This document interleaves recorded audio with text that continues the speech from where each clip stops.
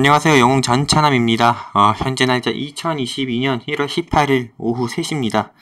네, 날씨가 18일이라서 그런지 오늘 증시도 딱 시장 코스피나 코스닥 양시장 지수가 꺾인 거 보면은 자연스레 18이라는 말이 나올 정도로 굉장히 좀 힘든 그런 조금 시장의 하루가 연출되는 모습을 좀 보여주고 있습니다. 일단 오늘 좀 영상의 주제는 딱 보시는 것처럼 긴급주의 감사보고서라고 해가지고요. 이제 다가오는 3월 감사보고서 시즌 을 준비하고자 이렇게 조금 이 감사보고서 시즌에는 어떤 종목들을 주의해야 되는지라는 좀 주제를 가지고 영상을 찍게 되었습니다. 일단 제가 할 수 있는 일 같은 경우는 지금 여러분들을 위해서 제가 할 수 있는 일 같은 경우는 이제 이렇게 좀 지수 하락장에서는 여러분들의 마음을 조금 잡아주는 것이 제가 할 수 있는 가장 최선의 일이라고 저는 생각이 됩니다. 물론 수익을 드리면은 가장 좋지만은요.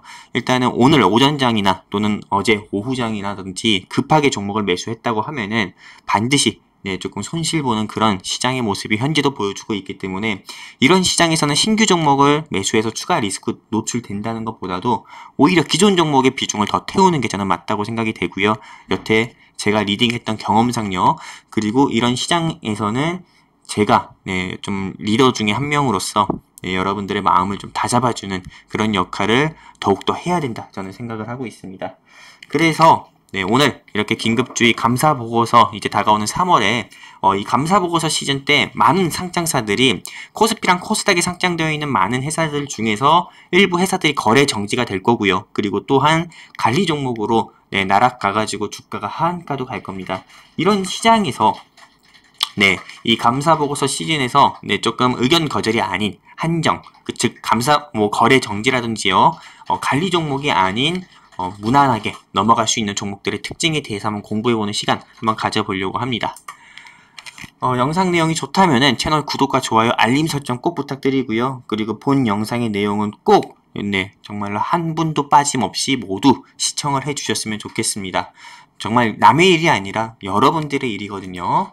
자, 일단 감사보고서란 게 어떤 건지 여러분들께 좀 말씀드리려고 합니다. 감사보고서 같은 경우는 일단 이론을 정확히 알아야 됩니다. 1년 동안에, 즉 12개월 동안에 회사의 재산 그리고 업무 진행 상태를 검토하고 확인해서 실행 보고 및 결과에 대해서 보고하는 문서입니다. 그래서 매년 3월마다 코스피, 코스닥 상장사들이 외부 회계 법인을 통해서 상장 유지를 해도 되는지 아니면 상장사를 조금 상장 폐지를 해야 되는지 이런 부분에 대해서 좀 적격 심사를 받는 그 감사를 의미하는 거고요. 한 해 동안의 회사의 재산이나 업무의 집행 상태를 검토하기 때문에 이 감사 보고서를 흔히 우리는 결산 보고서라고도 말을 하기도 합니다. 그리고 감사 보고서에 조금 아웃격이죠. 반기 보고서라고 해가지고 이 반기 보고서 같은 경우도 역시나 중요한데요. 사업년도 개시일로부터 6개월간 재무 상태 및 사업 내용을 알리는 문서입니다. 코스피, 코스닥 상장사 모두 외부 회계 법인 통해서 감사를 받아서 역시나 상장 유지 적격 및 부적격에 대해서 정리하는 문서고요. 여러분들께서 대한민국에서 주식 투자를 할 때는 3월에 있는 감사 보고서와 그리고 8월에 있는 반기 보고서를 꼭 여러분들께서 중요시하게 봐야 된다. 이렇게 말씀드리기 위해서 영상 찍는 겁니다. 자, 감사보고서의 제출기한은 그럼 언제일까요? 일단 감사보고서의 제출기한 같은 경우는 상장사의 정기주주총회 일주일 전까지로 보시는 것이 정확하고요. 늦어도 감사보고서는 3월 20일 전까지 좀 제출하는 상장사들이 다른 상장사들에 비해서 상대적으로 안전한 모습을 좀 보여주고 있습니다. 그럼 감사보고서에서 제일 중요한 것, 즉 빼먹을 수 없는 감사 의견이란 게 무엇인지 한번 말씀드리도록 하겠습니다. 이 감사 의견 같은 경우는 회사의 재무제표가 회계처리 기준에 따라서 적정하게 표시되어 있는지 여부에 대한 감사인의 의견입니다. 즉 외부 회계 법인에 대해서 KCP든 삼성전자든 간에 이 회사에 대해서 감사한, 즉 평가한 그 감사인의 의견을 우린 감사 의견이라고 하고요. 이 감사 의견 같은 경우는 적정, 한정, 부적정, 의견 거절로 구분이 됩니다. 그냥 여러분들이 이해하시기 편하게요. A 플러스 B 마이너스, C 마이너스, D 이런 식으로 생각을 해주시면 됩니다. 사실 적정 빼고는 다 마이너스예요. 별거 네, 다 안 좋은 의미인 거고요. 이 감사 의견의 기준 같은 경우를 좀 적정 의견과 한정 의견, 부적정 의견, 의견 거절을 조금 더 좀 세부적으로 여러분들께 좀 말씀드리기 위해서 이런 부분은 여기서 좀 캐왔습니다. 일단은 적정 의견 같은 경우는 회사 회계 정책 등에 관해서 경영자와 의견 불일치가 없고 감사 범위 제한 없이 충분하고 적합한 감사 증거를 수집한 경우 표명입니다. 일단 이 적정 의견이 나왔다는 것 자체는 상장을 유지해도 된다는 의미고요. 이 상장을 유지해도 될 정도로 재무 상태나 이런 부분이 뭐 훌륭하다, 뭐 이런 평가보다도 그냥 평균하다, 뭐 평균적으로 그냥 괜찮다, 상장 유지도 된다, 이런 정도의 오케이, 뭐 패스 같은 그런 느낌입니다. 한정 의견 같은 경우는요, 감사인과 경영자의 의견 불일치나 감사 범위의 제한입니다. 으로 인한 영향이 중요해서 적정 의견을 표명할 수 없다. 적정 의견을 내기에는 굉장히 애매한 그런 애매한 포지션인 거고요. 부적정 의견이나 의견 거절을 표명해야 할 정도로 중요하지 않거나 전반적이지 않은 표명. 즉 한마디로 외부 회계 법인에서 이 상장사를 평가할 때 적정과 부적정 사이 중간, 즉 애매하다 판단될 때 이런 한정 의견을 내리고요. 보통 이런 한정 의견이 내릴 때는 거래 정지 또는 관리 종목으로, 멀쩡한 회사가 관리 종목으로 전락을 하면서, 즉 나락가면서 주가가 바로 그 다음날 하한가 가거나 아니면 마이너스 20, 30%대로 뚝 떨어지는 경우가 있습니다. 부적정 의견 같은 경우 보도록 할게요. 감사인과 경영자 간의 의견 불일치로 인해서 좀 영향이 매우 중요하고 전반적이고 한정 의견 표명으로 재무제표 자체가 오도 또는 잘못된 거죠. 네, 왜곡된 사실을 적절히 표현할 수 없다고 감사인이 판단했을 경우, 즉 그냥 부적정, 상장 유지를 하면 안 된다는 거고요. 의견 거절 같은 경우도 재무제표로만 보고도, 회사에서 제출한 재무제표 보고도 외부 회계 법인에 있는 회계사가 재무제표가 이게 아닐 텐데, 네, 완전히 이건 좀 잘못된 재무제표다 할 때 상장 유지하면 안 된다 해서 의견 거절을 내는 제도가 이런 의견 거절, 부적정 의견, 한정 의견, 적정 의견 등의 감사 의견 등이다, 이렇게 말씀드릴 수가 있습니다. 일단 감사 보고서의 확인 방법에 대해서 조금 말씀드리도록 할게요. 감사 보고서 확인 방법 같은 경우는 보통 다트라는 전자공시 사이트가 있습니다.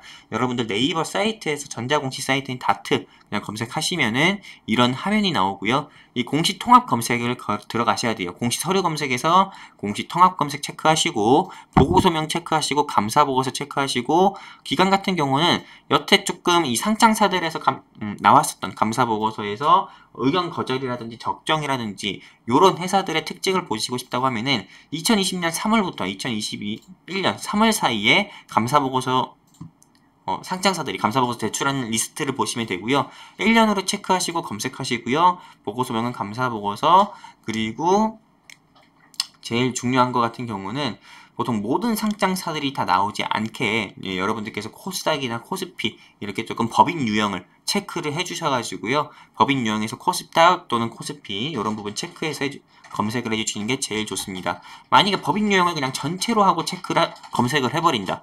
그러면은 코스피, 코스닥 상장사 불문하고 코넥스 상장사라든지 아니면은 그냥 이 다트에 올라와 있는 모든 기업들의 감사 보고서도 나온다.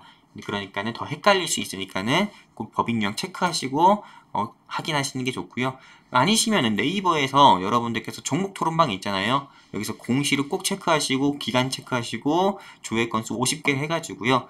이 상장사에서 나온 감사 보고서 제출이 있잖아요. 이런 부분을 체크해가지고 확인해 보시면 됩니다. 일단 제가 여러분들께 관심 종목으로 공유해드린 이 KCPD라는 종목에 대해서 공시 자료 화면을 가지고 온 거고요. 보통은 감사 보고서를 체크하게 되면은 클릭하시게 되면은 이런 식으로 나옵니다. 당해 사업연도와 직전 사업연도가 있는데요. 당해 사업연도 적정, 이거는 2021년 3월달에 이 KCPD가 감사 의견 적정을 받은 공시인 거고요. 앞으로 2022년 3월에도 이런 적정 의견을 당연히 받아야 되겠죠. 그리고 자산총계, 부채총계, 자본총계 등이 조금 명확히 나와 있는 겁니다. 1년 사이에 자산총계와 부채총계, 자본총계 등이요. 이건 2021년에 조금 나온 감사 보고서다, 이렇게 말씀드릴 수가 있습니다. 그리고 감사 보고서 의견 거절이 나왔었던 기업들에 대해서 한번 좀 보도록 하겠습니다. 일단 제가 많이는 준비하지 않았고 딱 두 가지 기업을 준비했는데, Good People, 아시는 분은 아실 수도 있겠지만 좋은 사람들이라는 코스닥 상장사 회사였고요. 이 좋은 피플 같은 경우, 즉 좋은 사람들 같은 경우는 남북경협주로 분류가 돼서 시장에서 연일 한번 최근 과거에도 시장에서 상승이 나왔었던 종목인데 일단 이 회사 같은 경우는 2021년도에 의견 거절을 맞았습니다. 일단 여러분들 보시면 아시겠지만은 자본은 늘었지만은 부채도 늘었고 그리고 자본 총계 같은 경우도 늘었지만 부채 자체가 굉장히 좀 많이 는 모습을 좀 보여주고 있고요. 그리고 이런 회사들 같은 경우는 이번에 조금 2021년에는 의견 거절 판정으로 인해 가지고요. 단기 순이익 같은 경우도 말도 안 되는 적자폭이 크잖아요. 그렇기 때문에 의견 거절로 인해서 2021년 3월부터 거래 정지가 됐고요.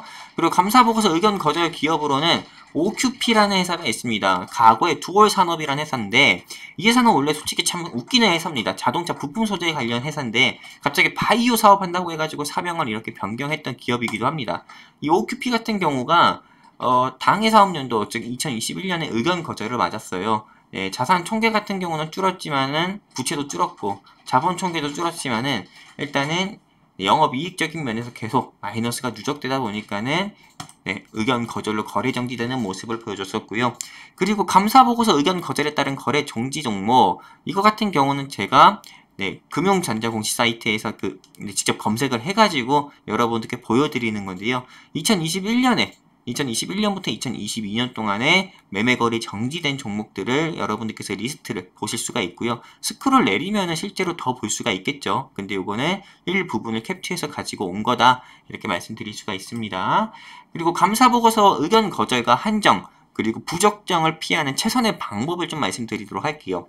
일단은 코스닥 시장본부의 퇴출 요건을 여러분들께서 정확히 즉 명확히 인지를 해주시는 게 좋습니다. 보시는 것처럼 코스닥 시장의 퇴출 요건에서는 매출액적인 부분에서부터 법인세 비용 차감 등 계속 사업 손실, 즉 지속 사업 손실과 장기 영업 손실, 자본 잠식, 감사 의견, 시가총액, 거래량, 지분 분산, 불성실 공시, 그리고 공시서류, 사회이사, 회생절차 및 파산 신청, 기타 이런 부분 등으로 인해서 거래 정지 및 관리 종목으로 나락 보내는 그런 모습을 보여주고 있는데요. 일단 코스닥 시장의 퇴출 요건입니다. 매출액적인 부분에서 2년 연속이나 좀 적자가 된다고 하면은요, 또는 5억 원 미만의 매출이 나온다고 하면은 상장 폐지입니다. 그리고 최근 1년 사이에 30억 미만의 매출이 나온다고 하면은 관리 종목으로 나락가고요. 그리고 법인세 비용 차감 전 계속 사업 손실 같은 경우에는 관리 종목 지정 후에 자기 자본 50% 이상의 법인세 비용 차감 전 계속 사업 손실, 상장 유지할 이유가 없는 거죠.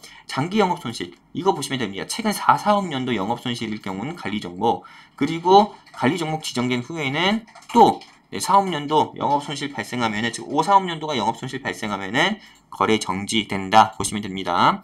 그리고 이거 보도록 할게요. A 사업연도 말 자본 잠식률 50% 이상, 즉 반기죠. 6개월간에 이 회사의 좀 자본 잠식률이 50%가 넘는다 하면은요, 바로 관리 종목이 됩니다. 그리고 완전 자본 잠식될 때는 완전히 상장 폐지가 되는 거고요. 감사 의견, 반기 보고서 부적정 또는 의견 거절, 그리고 한정으로 감사 범위 제한, 으로 인해서 한정 나올 때는 관리 종목 가고요. 감사 보고서 부적정 의견 거절 범위 제한 같은 경우는 거래 정지 보시면 됩니다.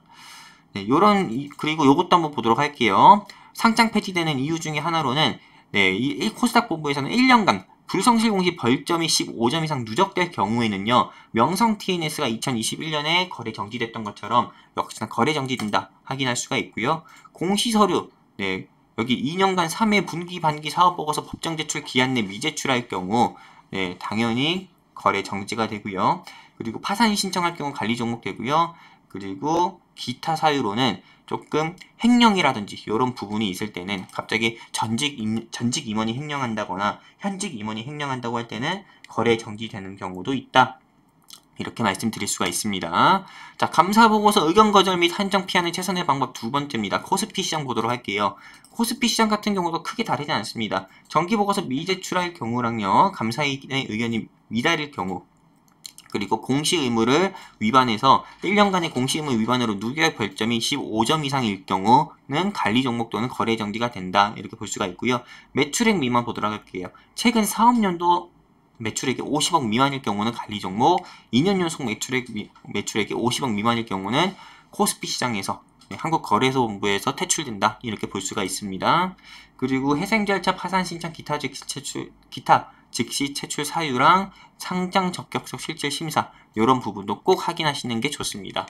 근데 사실 네, 이렇게 여러분들께 아무리 눈에 잘 보이게 제가 확대해서 보여드렸다고 하더라도 네, 그리고 제가 말로 이렇게 좀 하나하나 설명드렸다 하더라도 실제 많은 주린이분들이라든지 주식을 이제 막 시작하신 주생아분들 같은 경우는 이해하시기 힘듭니다. 그래가지고 제 경험상 제가 한 8, 9년 동안 그동안 지켜봐왔었던 네, 지켜봐오면서 제 스스로가 내린 결론을 여러분들께 쉽게 정리해서 말씀드리려고 합니다.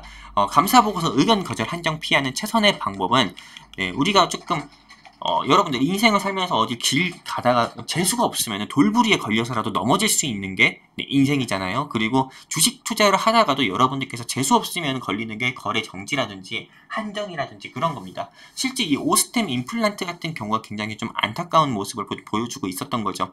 네, 솔직히 주주분들이라든지 이 회사의 주주분들은 아무 잘못 없지만 이 회사의 직원이라든지 오너 리스크 같은 경우가 부각이 돼서 거래 정지가 됐던 거니까요. 자, 일단 제가 정리해서 말씀드리면 총 10가지 이유를 좀 말씀드리려고 합니다. 일단은 거래 정지나 이런 관리 종목을 피하는 최선의 방법 10가지입니다. 메모해 주셔도 좋아요. 네, 3년 연속 적자 기업은 일단 매수하지 않는 것이 제일 좋다 말씀드릴 수가 있습니다. 3년 연속 적자 기업이라고 하더라도요. 현금 유보율이 높거나 또는 그 계열사에 속한 회사라고 하면은 괜찮습니다. 하지만 3년 연속 적자 기업은 아예 그냥 쳐다보지도 않는 게 좋다 이렇게 말씀드리고 싶어요. 그리고 두 번째 12개월 사이의 공시를 보았을 때 주주배정 유상증자를 2번 이상 한 기업은 아예 매수를 하지 않는 것이 좋습니다. 주주배정 유상증자라는 게 어떤 겁니까? 말 그대로 상장사가 돈이 없어가지고 네, 기존 주주들한테 신주를 발행하고 돈을 가져오는 행태입니다. 이런 주주배정 유상증자를 2번 이상 한 기업은 매수하지 않는 게 좋아요. 그리고 3년 연속 적자 기업은 매수하지 말자고 했는데 대신에 최대 주주 지분이 좀 높은 회사라든지 이런 부분은 일단 현금 유보율이 높기 때문에 최대 주주 지분율을 높은 회사 같은 가운데서도 3년 연속 적자 기업이 있다고 하면은 그런 회사는 예외로 둬도 좋다 말씀드리고 싶습니다. 왜냐면 그런 예외가 ST팜이었거든요. 자, 거래정지 이력이 있었던 상장사는 매수하지 않는 것이 좋습니다. 보통 거래정지 이력, 사람은 고쳐 쓰는 게 아니라고 여러분들 항상 저 같은 경우는 사람은 고쳐 쓰는 게 아니라는 말을 자주 듣는데요. 요즘 들어서 그 말이 좀 공감되기도 합니다. 근데 상장사 같은 경우도 절대 고쳐 쓰는 게 아니에요. 사람은 변하지가 않습니다. 네, 그렇기 때문에 그 상장사의 오너, 리스크로 인해 가지고 거래정지가 됐던 기업들은 아예 쳐다보지도 않는 것이 좋다 말씀드리고 싶고요. BW라든지 CB라든지 전환가액 조정이 잦은 회사를 좀 조심을 해야 됩니다. 이 BW든 CB든 전환가액 같은 경우는 이 상장사가 돈이 없어가지고 사채를 발행하고 부사채를 발행하고 그리고 전환가액을 조정한 거거든요. 일단 신주인 수권 부사채 같은 경우는 자본이 늘어나는 것만큼이나 부채도 같이 늘어나는 거고요. CB 전환사채 같은 경우는 자본은 늘어나는 대신에 부채적인 비율은 감소가 돼서 BW보다는 상대적으로 낮습니다. 네, 더 좋아요. 하지만 전환가액 조정 같은 경우는 계속 신주를 발행한 그 신주 가격이 계속 주식 가격의 하락에 따라서 전환가액이 조정된다는 겁니다. 그렇기 때문에 보통 전환 청구 기간 안에 전환가액이 조정된다고 하면은 보통 주식 가치가 조금 희석되거나 그런 경우가 굉장히 많습니다. 그렇기 때문에 전환가액 조정이라든지 이런 부분이 잦은 회사들은 피하는 게 좋다 말씀드리고 싶습니다. 거래소로부터 공시 번복이 잦아가지고요. 불성실 공시 법인 지정을 1년 사이나 또는 반기, 6개월 사이에 한 번이라도 받은 기업들 같은 경우는 조금 매매를 자제하시는 게 좋다 말씀드릴 수가 있습니다.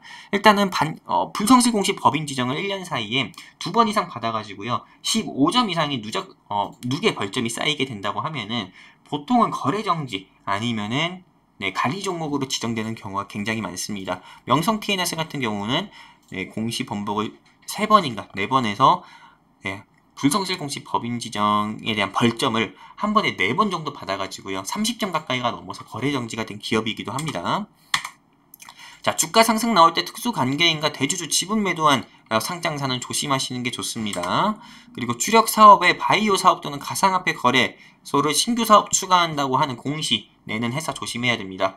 제가 예를 하나 들어드릴게요. 세미콘 라이트 그리고 BDI 등이 있습니다. 세미콘 라이트는 원래 LED 회사, 네, 그런 좀 조명 만드는 회사인데요. 이 회사 같은 경우가 갑자기 제약바이오 사업을 한다고 해가지고 주가가 네, 말 그대로 나락간 경우고요. BDI 같은 경우도 원래 신재생 에너지 사업을 했던 회사입니다. 원래 과거에 2020년에 주가만 하더라도 15,000원, 18,000원 갔어요. 근데 현재 주가는 굉장히 비참할 정도입니다. 1,600원인가요? 1,500원인가요? 네, 거의 정리매매 수준으로 주가가 많이 낙폭을 키웠습니다.